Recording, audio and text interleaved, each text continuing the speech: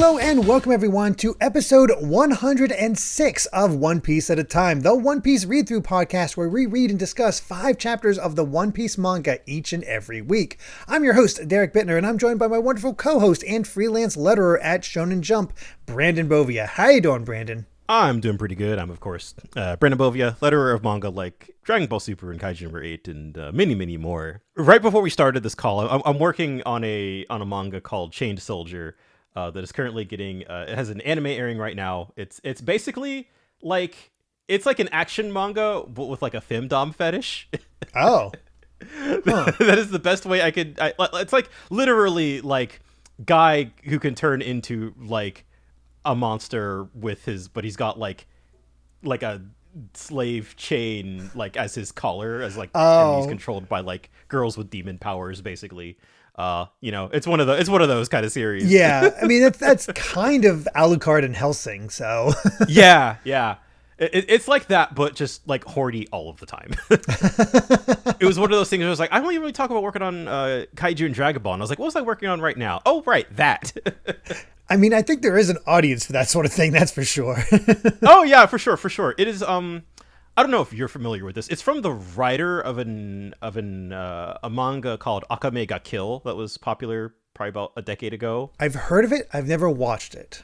Yeah, I think it has a similar sort of like fetishy women in very high positions of power. This guy has a type. Yeah, absolutely, yes. We wouldn't know about. That's what I've been up to. I mean, we wouldn't know anything about a manga author showing off his fetishes. True, right? Look, all I'm saying is that for all of the crap that we give Oda, and especially in this arc, like it's not that bad. No, it could be so much worse. Yeah. No. I take it back. It's still bad. It sucks. I hate it, but it could be a lot worse than. It could be more constant, I guess, is the better way to put it. Yeah, that's really it. Just like. Chain Soldier is pretty much just like, if it's like sick fights and boobs. It's like it's one or the other. Yeah, that's all it is. Oda is very much a he likes a certain figures to say the least. He certainly does. He has a type. Yeah. All right. Well, let's go ahead and get into One Piece itself, because we are nearing the end, and I'd say with this set, a bit of a mixed bag. We've been very positive. I would agree. We've been very positive I'm leaning at this positive point for the most part, other than like the Absalom stuff. But I think this is the first time where we really got a taste of kind of the weakness of this arc. Yeah. And I think, like, to be fair in its defense, I think it's kind of, it's simultaneously a huge problem, but also like there's still a lot of really good stuff surrounded by it. So.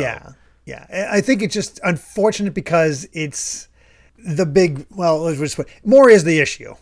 Yeah, he really is. And when your main villain is the issue, it does bring down the whole thing.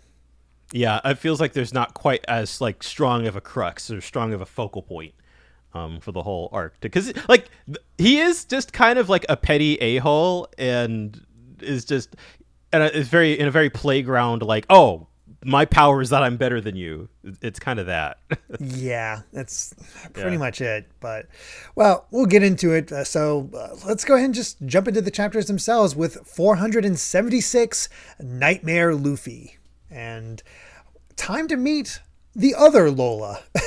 Yes, it actually took me a second. I was like, oh, that's why she got a little narration box, because this is the real Lola, the not a boar stuck in a body form. Yeah, and the Lola the proposer of the Rolling Pirates, the captain, proposed marriage nearly 4,500 times so far. Well, I love that it introduced it's 4,443 proposed marriages, and then she says, speaking to Luffy, I like you, marry me. No, rejected for the 4,444th time.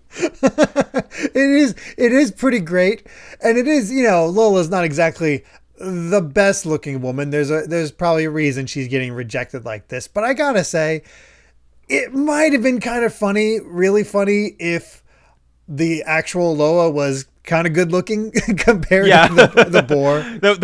I think that would have been a good twist on the joke, to just like, oh no, this character is actually conventionally attractive. But, yeah. She's still charming in her own way this way. You still like Lola. And Yeah. that lingering element of, the zombie Lola.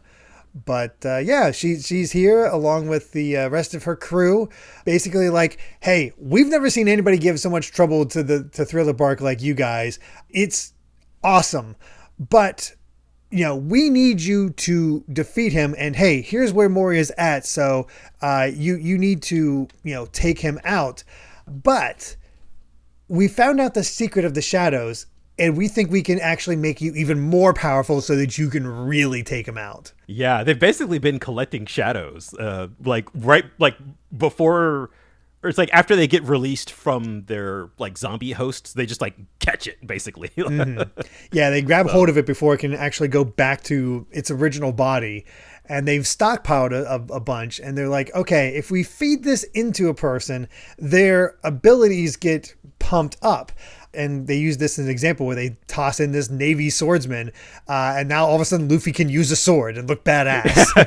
Yeah, it's just like, how'd I do that? Yeah, and that's very much like how we understand shadows to work up to this point. That's basically what has been happening to everybody else during the arc. Like, you put a shadow in, and you kind of gain their abilities. Yeah, and it just applies to their bodies, and that's how they animate them. That's how it all works. But it turns out you can put them into living bodies as well. But if you have so many, you'll eventually pass out from it. And there's a time limit. And I like what the little subtle thing here is that as soon as that shadow's in, Luffy has dark circles around his eyes. Like you can already see a physical change going on. Yeah, it's interesting. And so, of course, they're all like, well, we don't know how many we can stuff in you. Like, most of us can only withstand 2 or 3. And then they're like, maybe you'll do 20 or 30. And then they just start shoving a bunch of shadows into Luffy. Yeah, just as many as they can before he passes out. Because it will only last for 10 minutes. After that, they escape the body and return to the original owners. So, here's the combination of our combined work. The fog is nearly gone. We have about 20 minutes until sunrise. Start shoving in the shadows in Luffy. And they're like, holy crap, he took 100. Yeah, I feel like this is another one of those, like, this is the strength of just, like, Luffy's indomitable will. It's just like, 20 or 30. Oh, he took it 100. And we don't see, Lola says, all right, you're our only hope, Nightmare Luffy. We don't see him. We see just, like, kind of the shadowed outline of him, and he is massive. Yeah, just these massive forearms. He's such a much bulkier body than we've ever seen, and it's wild. And it's interesting, too, that he's still in control. Or it's like, are you still in there, Luffy? He's like, yeah, no, I'm still me. Yeah, I got this. None of those shadows can overtake his will. Yeah, it's just awesome. Meanwhile, we're still fighting Oars. And he has access to Luffy's stretchy abilities now, as we had last time, where he's doing Gum Gum Bell and Gum Gum Spear, and it's terrifying. Let's be honest. It is terrifying. It is. Yeah, you're just kind of, and they're all, like, we can't, but even Zoro's like, he doesn't have devil fruit powers, so how is this happening? And this is kind of the part where it started to lose me a little bit. Yeah, because up to this point, we were kind of okay with Moria being in there, kind of controlling him and giving him like a bit more of a focus. That did seem like enough of a power up. But this is another chapter where Oda takes it one step beyond. And it turns out it's Moria giving these stretchy powers to Oars because of his Shadow Revolution, where he's actually able to put his shadow into another shadow and bend it to his will, freely changing the shape of that person. And like he has a demonstration where he like makes them all wavy, and Oars does it all. It gets all wavy too, and it's just that amount of manipulation. It's like, huh? Yeah, it makes some sense, but it's also like, all right. Yeah, it's one of those things just has me like, okay. I think it only works specifically for Oars because he cannot feel pain because he is a zombie. That is, I think, the part that they don't say out loud, but I think is kind of the like, wait, how is it, like, huh? Yeah. Yeah. It's just, okay. Just roll with it. Literally roll with it. Yeah, exactly. He makes an Oars ball and rolls them after them. And Oars is like, hey, I want to fight. Let me fight. And it's like, hey, and Mori's like, all right, fine. I'll simply focus on assisting from now on. And Yeah. I don't think this really comes up. I do kind of wonder what would have happened if like there was a little more of a wedge driven between Oars and Moria, where like Oars was just like no, this is my fight. Stop controlling me, that kind of thing. Yeah. I guess at this point he's already like under Moria's command. So there's a weird sort of like Oars Luffy has his own will, but also doesn't. Yeah, it's not quite there. And poor Frankie's already knocked out as we get reconfirmed, and everybody's like, okay, where's Luffy? We gotta take care of this. And Brook has an idea. He apologizes for boning in. Yes.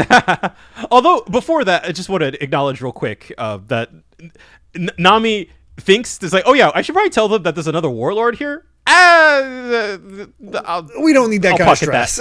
Yeah. You know what? We'll come back to that. Put a pin in that. Pretty much.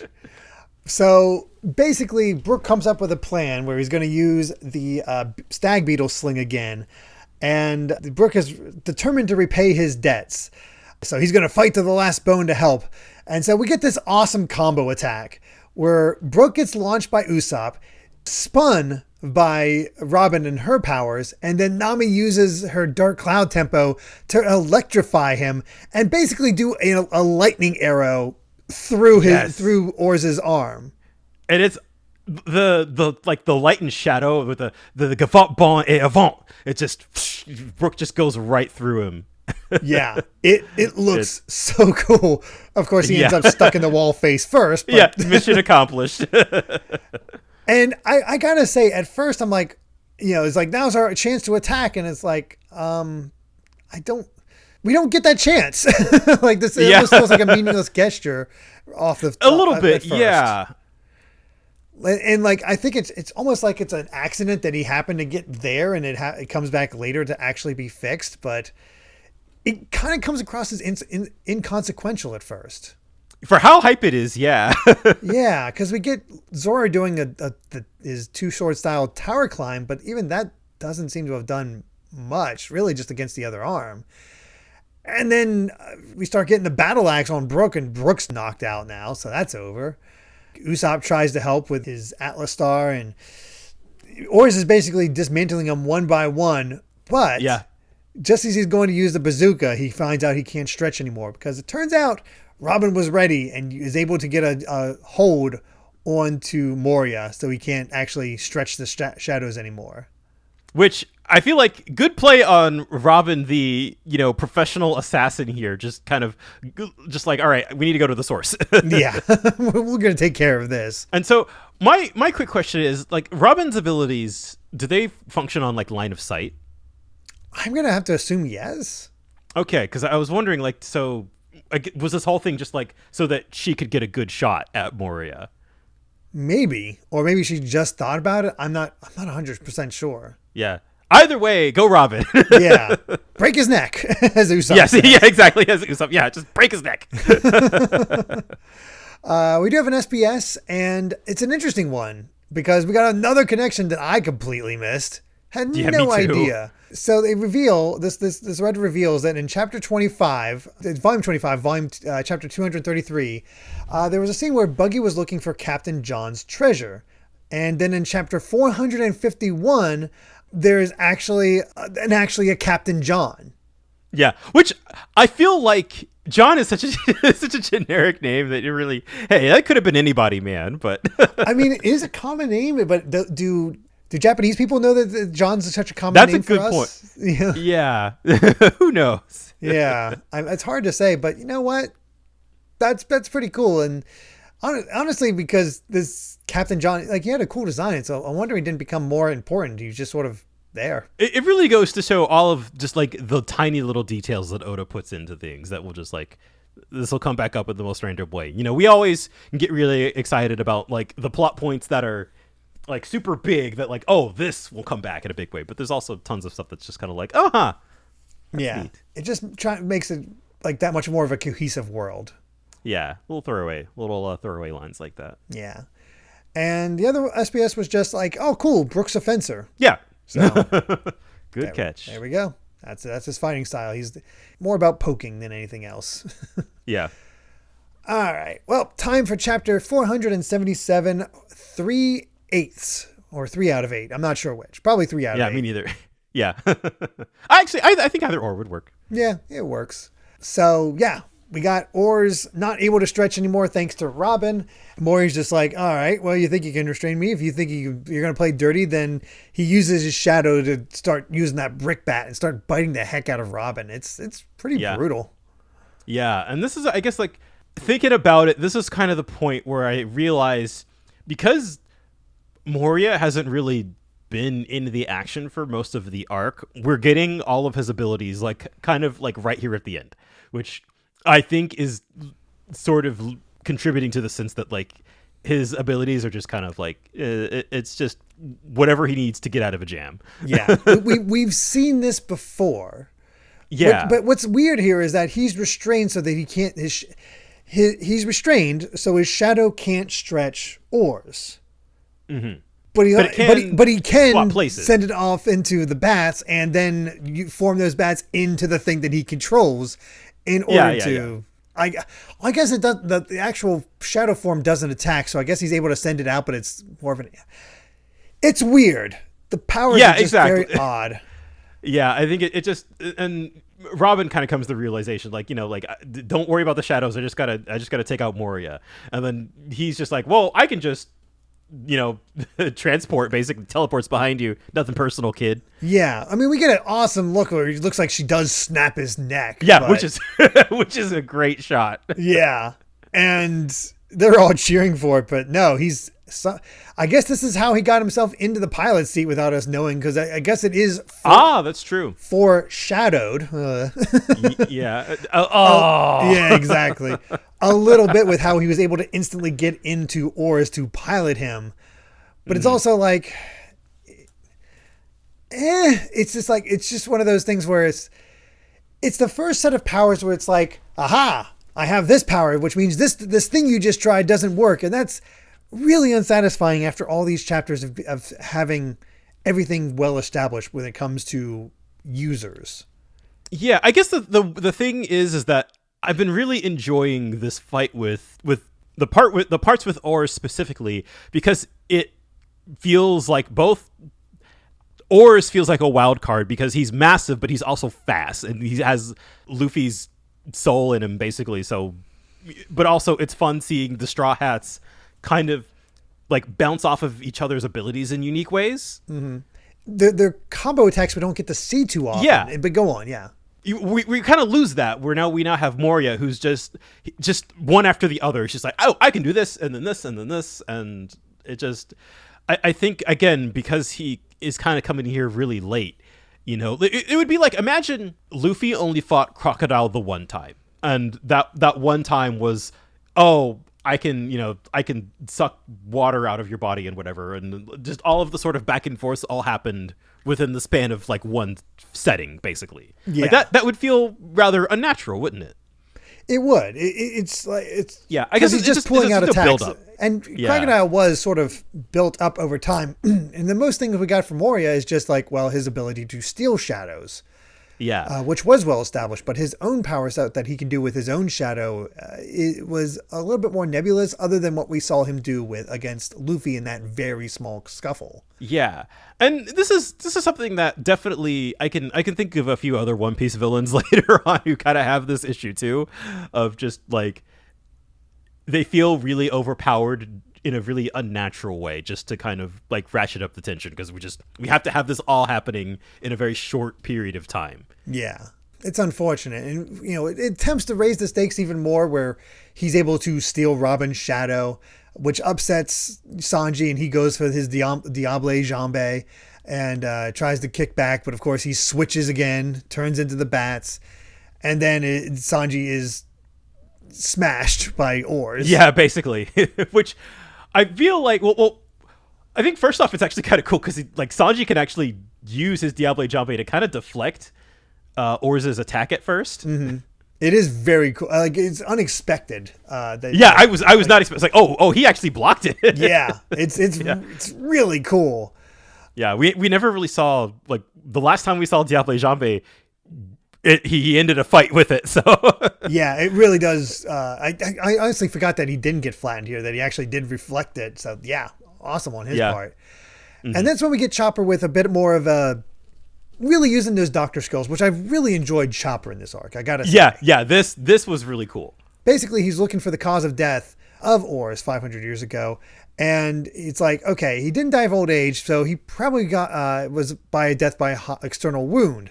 So aim for this right arm that just so happened Brooke went through before, because it isn't his original one. There's traces of frostbite, so it looks like he probably died of cold because he died of exposure. So because he was naked. Yeah, he just walked around naked. So I love how they just say, we can't lose this idiot.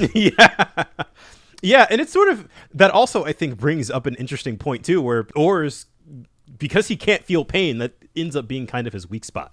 Yeah, they just have to constantly hit it. And he still doesn't understand them, like focusing on the one point. And we get, Chopper using his another combo attack with working with Sanji to get himself blasted in to use his cloven rose. Just leaves this massive dent. Yeah, it's awesome.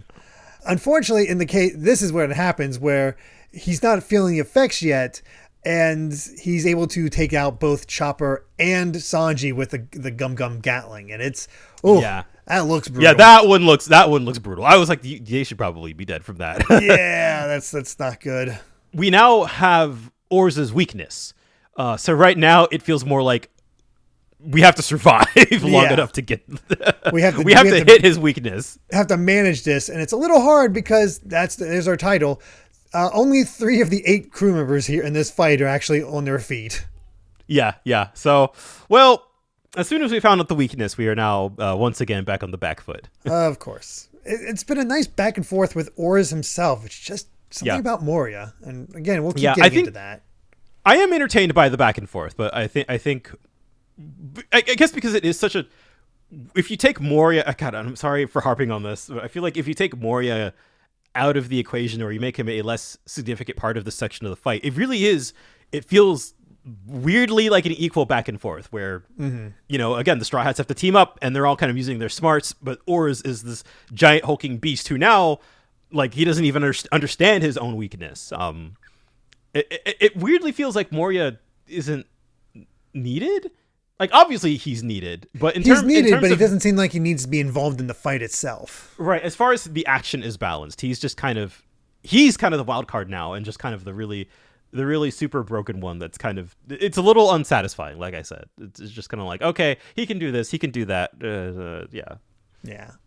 Well, chapter 478, Luffy versus Luffy. That can only mean one thing. And only one thing is left. And we get a spread where it's like, yep, only 3 left. And we see everybody knocked out, not looking so good. Poor Brooke's skull is so bashed up. Yeah, he's just got to drink some milk. Yeah, come on. Just got to get him that milk. Get him that milk. Yeah, we need some milk and some cola. And of course, we got Nami and Usopp despairing because there's no way we can win. We've good as lost. And yeah, of course, Zoro's not having it. No, I'll create an opening. And fortunately, Usopp is smart enough to really go for it and get this cool new move from Zoro, the demonic raven, where he just puts these 3 sword slashes like a raven's foot right up the long Oars' arm, and it looks awesome. I wasn't quite sure what he was doing at first, and then you see the blood splurt out of his arm, and you're just like, whoa, that's awesome. So cool. Yeah. Unfortunately, he gets kneed into a wall. Yeah. My suspension of disbelief is it's getting stretched a little bit. How much I can accept a lot. Yeah, how much they can take. I can accept a lot, and I've been able to roll with a lot in terms of One Piece. I think just how massive Oars is, and they're just kind of, okay, they spurt up some blood a little bit, but they're fine. Like, they should be crushed. they should be, but it helps that he's doing those massive hits on the characters that can actually take the pain. That's true. Yeah. Frankie, you can see surviving this. Zoro, you can see surviving this. Usopp, likely would have been in much, much worse shape, but he also took a hammer to the face before. It makes sense that that Nami and Usopp are kind of the last 2 here. Yeah, and in Chopper's case, he was powered up when he got beat up like that. So yeah, we'll take it. But again, it's a nice team up where Zoro distracts Oars and is able to open up a opportunity for Usopp to launch the salt bag into Oars' mouth. And it's like, oh, and then cool. you think it worked, actually. Yeah. You're like, oh, his shadow's coming out. And nope, there's Moria's shadow of grabbing the salt and taking it out. And this, it's annoying, but it also like, okay, it kind of works. This is the less egregious of them because we've seen him use his shadow to manipulate things before. It's a nice way to just get the hope down. And this chapter is called Luffy versus Luffy, so you're not going to expect them to get that win. Yeah, this one doesn't. It doesn't feel like, oh, the reader is just learning like, all right, Moria can do this. And it's like, no. That one makes complete sense. I'm for it. I'll allow it. So yeah, Usopp is all frustrated and he's just making a fool out of us. And just as he's trying to gather the salt back up in a desperate attempt, that's when a Gum stamp is coming his way and just apparently crushes him. And Nami's blasted away and he just keeps stomping on him. And then he's going after Nami to squish her and just step all over her and kill them. And that's when Luffy shows up. What do you think you're stepping on? Yeah, he's got Nami and Usopp, so he was able to save them in time somehow. And look how tiny they are in his hand. Yeah, they're like, Luffy. He's like, you're not Luffy. Who are you? Yeah, what the heck's up with it? Yeah, we have on Viz, you can actually see what Nightmare Luffy looks like as far as his color scheme because he's on the cover of the volume, and he has like this dark blue skin and. Like he kind of looks zombie-ish in this form, and he's just so wide-chested and Popeye-like with spiked hair. Like it is a wild form. It is really weird too. Like just the how do I want to frame this? Just like we've seen Luffy kind of like, take on weird forms as the battle needs, right? Like we've seen him do all sorts of weird stuff with his gum powers. This one I feel like is in its own league of different. Because it's making him, he looks so much more solid. The thing about Luffy every other time is he's so loose and flowing in how he just seems. Like he'll have those strength poses on occasion to emphasize that strength. But for the most part, it's, he's very fluid in how he fights. And this is absolutely rigid, which we kind of see as Oars attempts to punch him with a gum rifle. And Luffy just stops it with one hand. So I remembered, of course, that I was like, oh yeah, Nightmare Luffy. I remember that. That's the thing.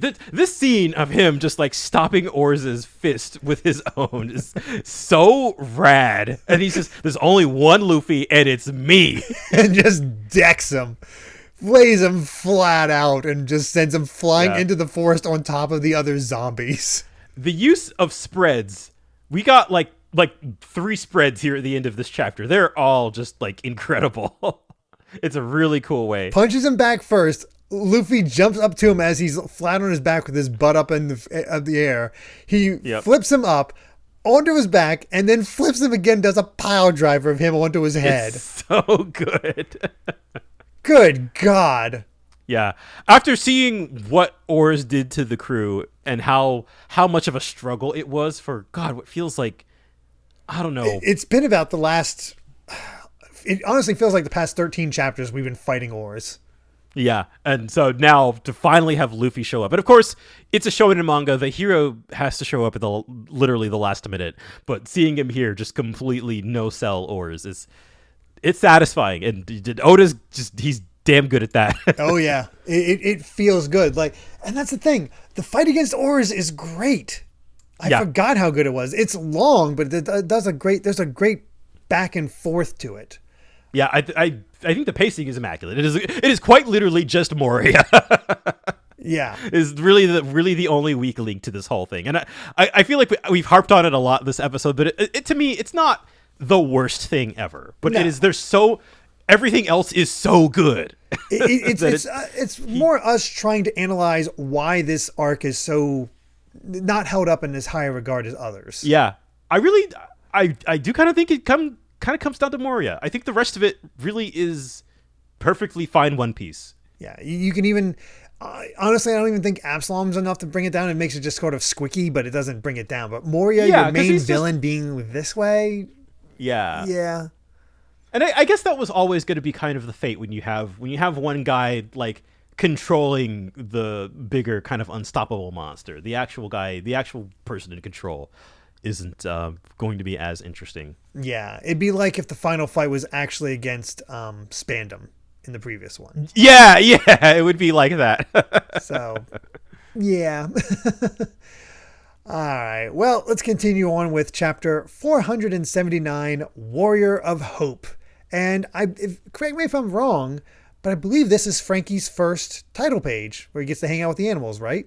I want to say so, yeah. Yeah. Yeah, because when he joined, I think we weren't at the interview stuff yet, I don't think. I can't remember. I don't know if we got to see him in one of these before or not, honestly. I'm willing to believe this is the first one. Yeah.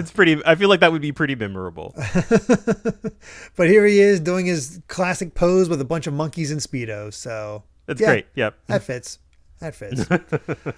But that's as Luffy is fighting Oars, Lulu and the Rolling Pirates come in to try to help out the others. It's like, okay, they're all badly injured. One of them's even turned to a skeleton. This is really bad. So yeah. we gotta save the crew of our Warrior of Hope. So one of them's already dead. Oh God, his skin fell off. That's awful. Yeah.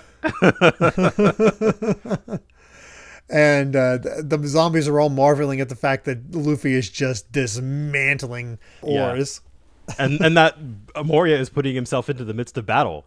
It's like, that's weird. That can't be right. Yeah. It's like, right, like this is a warlord. What is going on? Yeah, this shouldn't be happening. And meanwhile, Oars is getting spun by his hair. And Moria's just like, what is happening? I just noticed because Moria's like, he's getting bounced around inside of the cockpit. I need to install seatbelts on that one. Seriously. So Nami and Usopp learn about the 100 shadows inside Luffy.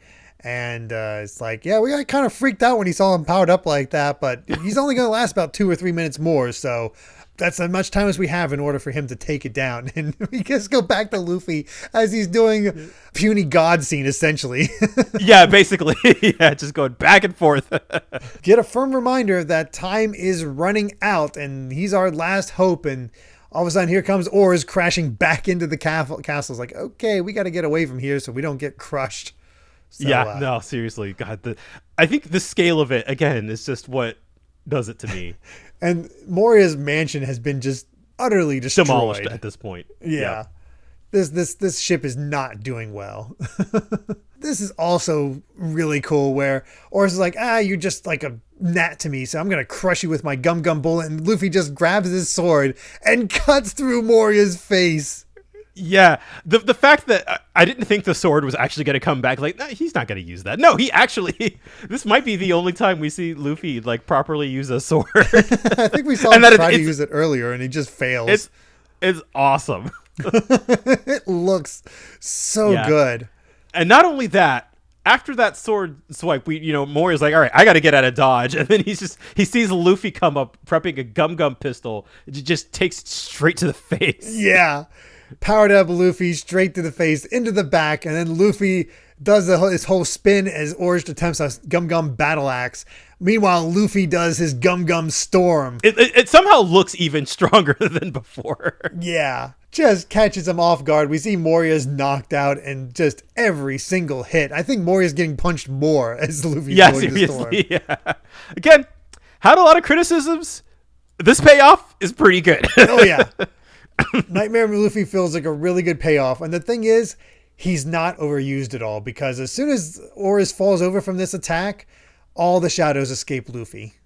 Yeah, which I feel like that is something that, and we talked about this a bit during Inia's lobby, where not maybe for every character, but certainly for Luffy's fights, his power-ups don't tend to end fights.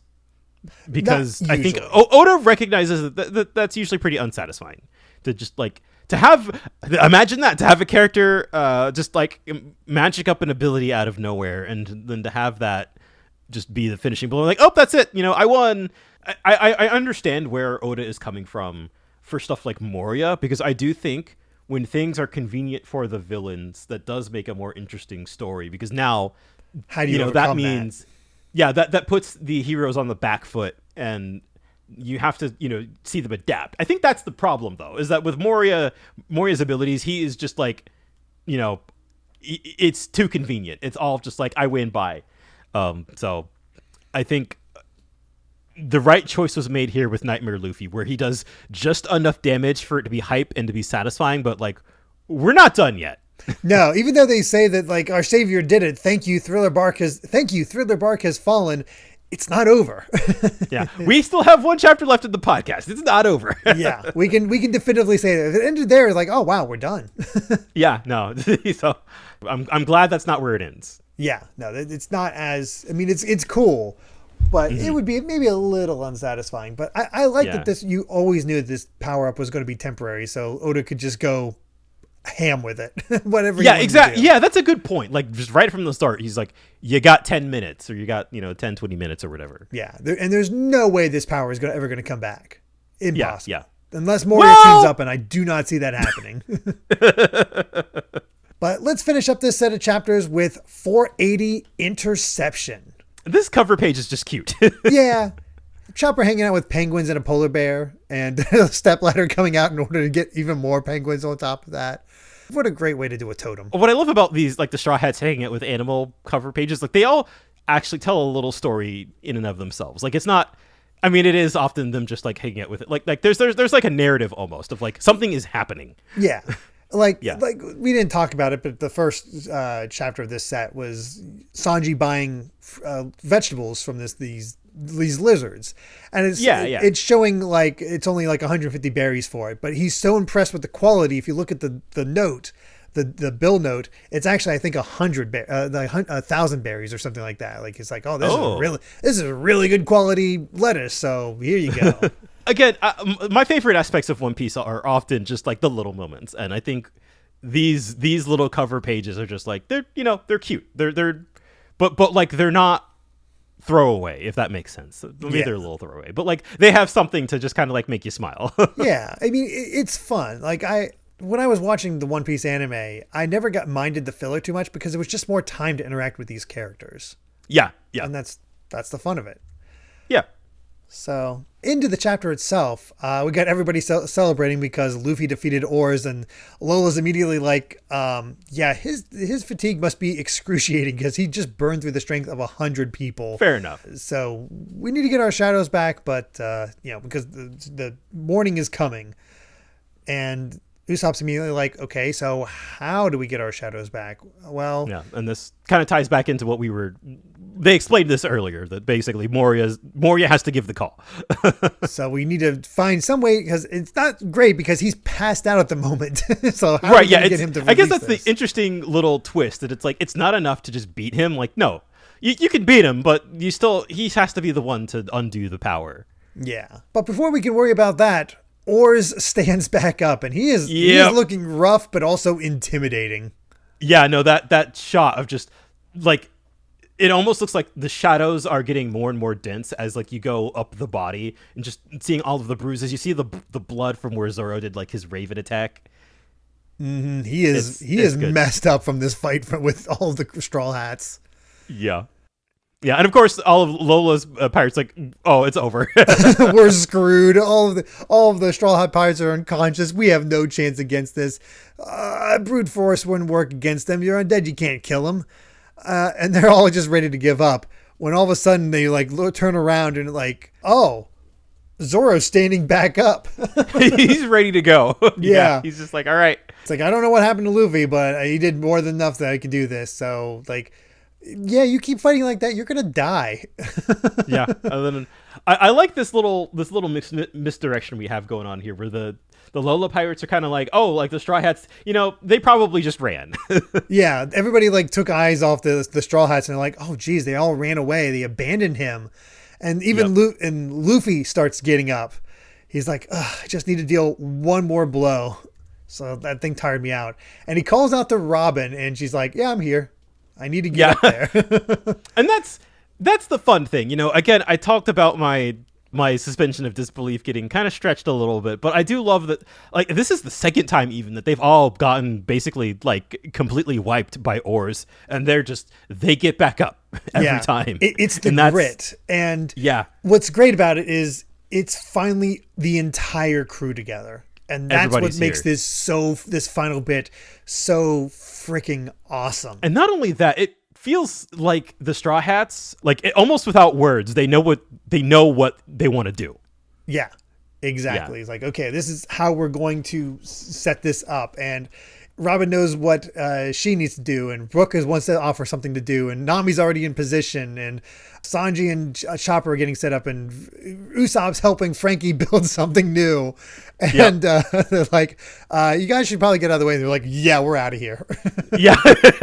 We don't know what you're cooking, and even I wasn't quite sure what they were cooking. You see Robin like basically make a bunch of like foot ladders so that Luffy and Brooke can get up really high up on the mast. And then all of a sudden the clouds start forming over Oars, and then start causing all this rain to go all over him.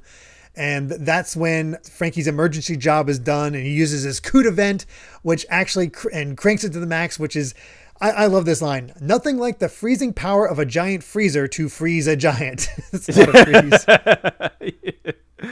Oh, the editor was very playful with that. Oh yeah, and then just completely froze Oars's feet from the waist down. Yeah, I love that this came back. Yeah, that, like, oh, okay, yeah, Oars's weakness is cold, so we have to do something about that. Mm-hmm. And then Sanji with his leg strength, hooking his leg on the chain and wrapping it around like a seatbelt around Oars that controls the rudder to get him held in position even further. And Luffy's like, all right, throw me, because they're at the top of the mast. Oh my goodness. And then here comes Luffy coming down. You're talking about new powers not solving the fight. Doesn't mean we can't bring them back. We get Gear 3, his bone balloon, as he blows up both of his arms. And we have Chopper calling out, hey, make him tuck in his stomach. And Zoro does his ultimate attack, 3,000 worlds, that makes him reel back. And that allows them to tighten the chain even further and basically have his spine completely straight. And as Chopper uses his doctor skills to explain, you want your spine to be a curvy structure so you can soften any impacts on it. But if we keep it straight, it'll have nowhere to go, and it'll take full damage. Luffy is ready, and they're basically like, yeah, his weakness point is his inability to feel pain. And everybody's shouting for him, and we get the giant bazooka straight into Oars' face. I got giddy reading this sequence because I had no idea what are they doing? And just seeing Luffy like jump down from on high with Gear 3 and just come down on Oars like a rocket, just to put all of that force through his body.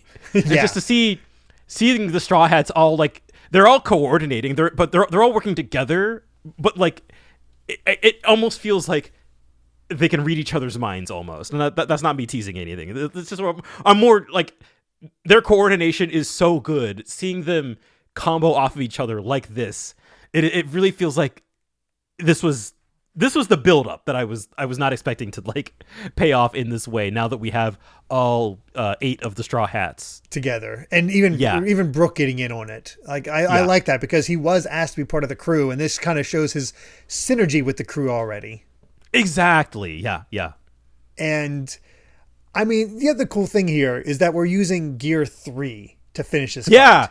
I didn't think that was going to come back. Yeah, we didn't use Gear 3 to finish off the fight against in Enos Lobby. Yeah, that had to be Gear 2nd. It was impressive to be sure, but it didn't finish the fight. Now he gets to properly show off and finish that fight. Yeah, and it makes sense. You've got against a giant enemy. What other tool? Yeah. And God, it's satisfying, and especially like we've talked about all these team up attacks, and to see it come to fruition for this final bit, it is just fist pumpingly awesome. It's hype. It's so hype. Yeah. And yeah, it's really what it comes down to is just Moria's out of nowhere powers to block certain things and take up time, I think, is the only sour note. Like, it works in some points, but like, I don't know. There's something about Moria that just takes away a little bit, but Oars adds it back in. Yeah. I think as a vehicle to get all of the Straw Hats just seamlessly working together, I think that might be my favorite aspect of this fight. Is just, I don't know if like there's quite another point like this in the manga where they're at this level, just like all of them, like, okay, you do this, so we can do this, so we can do that. It's like, it really shows like Oda's creativity as a storyteller, and he's not really relying on like the same tool over and over again. Like, how many different combo attacks have we seen the Straw Hats do throughout this whole fight? So many mixing, so much mixing and matching, which is great because boundless creativity. Again, to compare it to Dragon Ball, a lot of it always falls down to one-on-one fights until we have to wait for Goku to show up. Yeah, exactly. Yeah, it's like this actually. It feels like the end of the Saiyan saga. It's like that.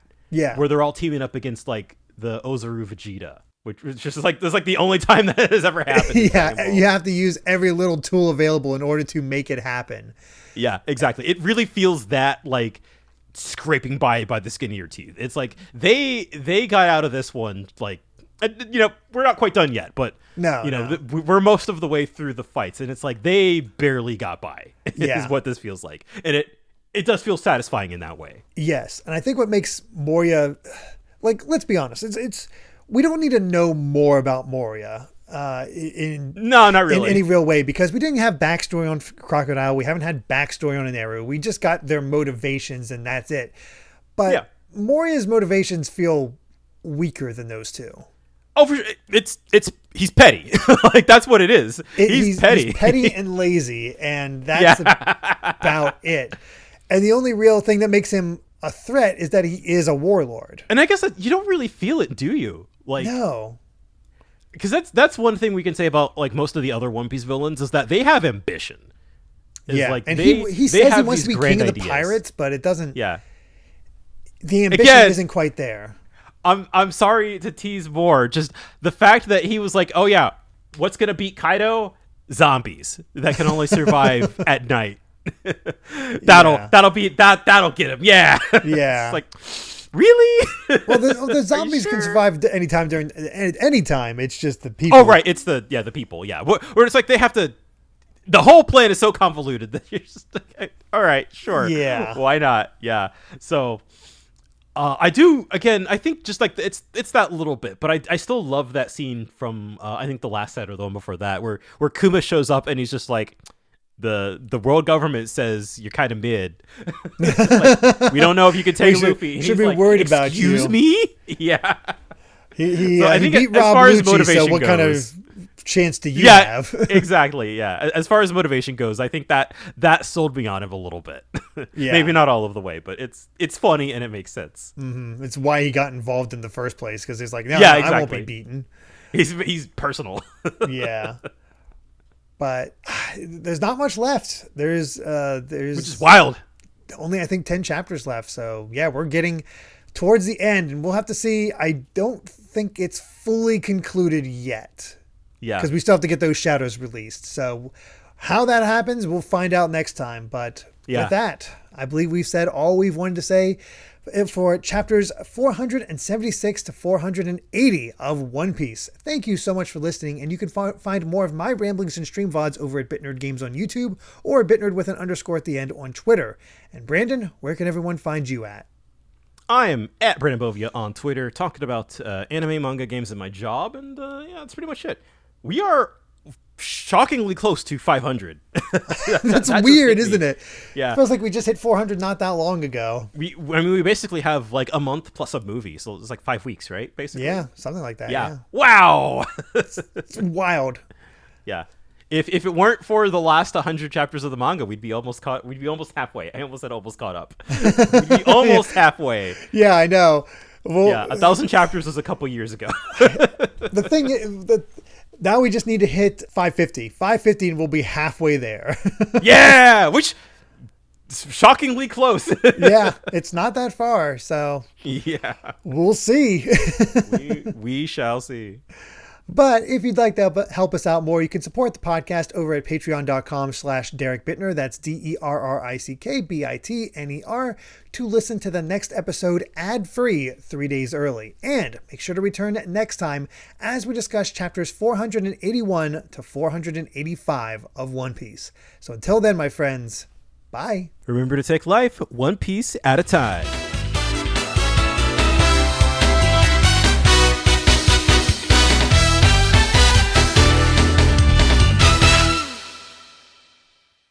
there's only one Luffy. It's me. You got a problem with that?